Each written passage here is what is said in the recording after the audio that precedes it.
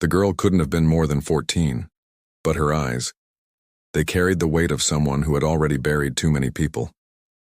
On a quiet ranch, miles from the nearest town, Marcus Whitmore opened his door to find her standing there. She clutched a bundle that moved with shallow, fevered breaths. Behind her, 3 smaller figures lingered in the shadows, sick, desperate, and nearly broken. "Please, mister," she whispered, her voice cracking like dry timber. "They're dying." Marcus had sworn never to care again, not after burying his wife and son. But the sound that came from the bundle in her arms, part cough, part whimper, cut through his heart sharper than any blade. What would you do standing in his boots?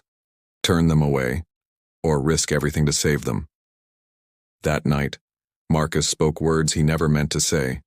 "I'll take care of them now," and those words changed everything. If stories of courage, compassion, and impossible choices move you, you'll want to stay with this one until the end.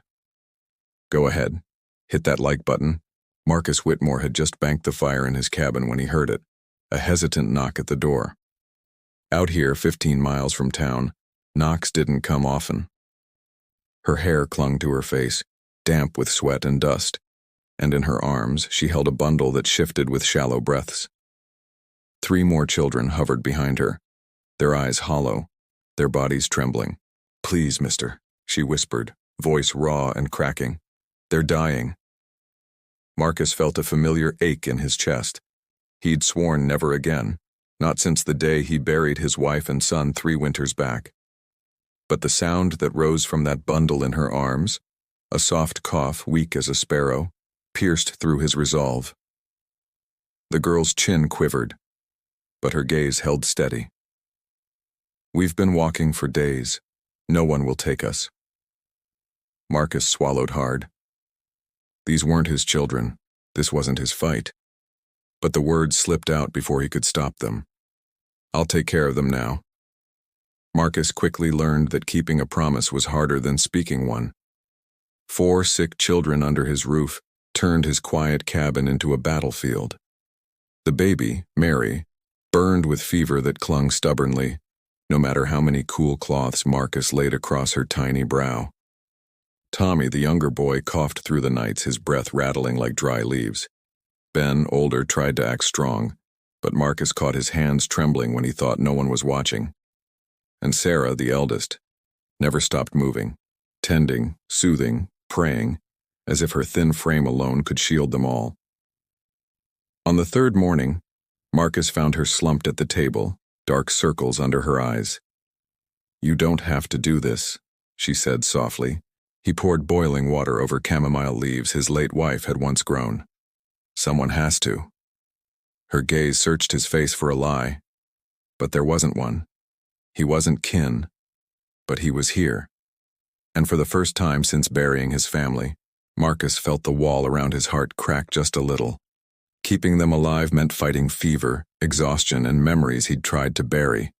But he had promised, and promises out here meant everything. By noon that same day, Marcus spotted dust rising against the horizon. 3 riders approached, deliberate and steady.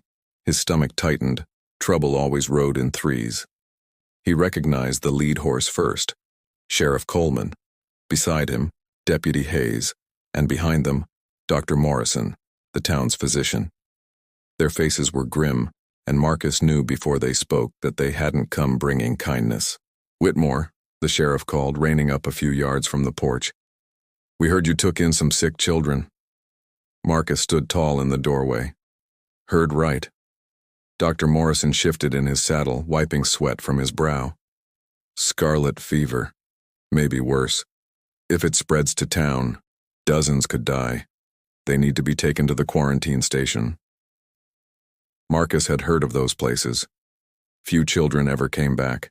Most didn't make it past the mass graves dug behind the fences. He felt eyes at the window, Sarah holding Mary, the boys flanking her. He swallowed the fear that rose in his throat.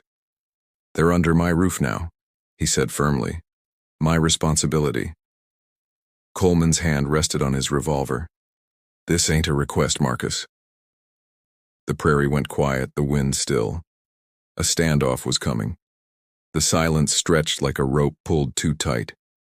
Marcus's hand hovered near his gun, but before the tension snapped, another sound broke through, the creak of the cabin door.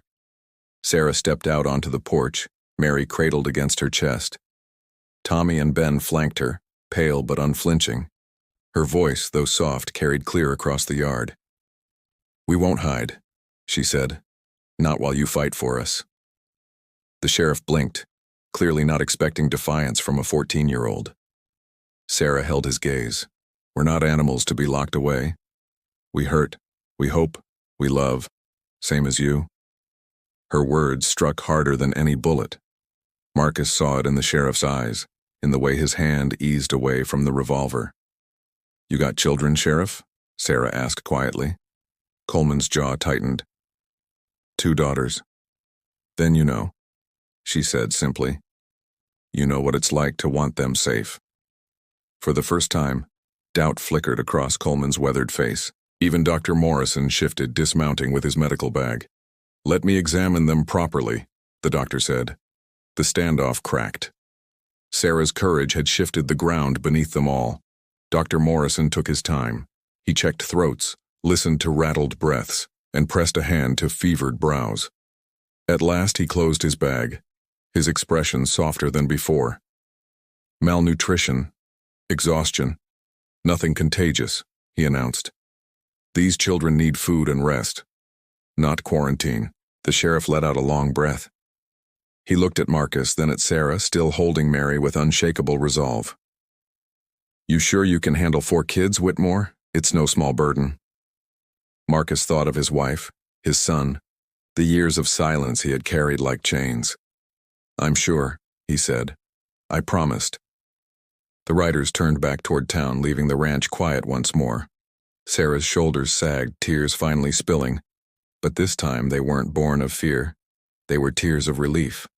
Years later, Sarah would tell her own children about that rancher, a man who chose mercy over fear, a man who kept a promise. Because sometimes family isn't blood. It's the people who open their doors when the world turns you away. If this story touched you, don't keep it to yourself.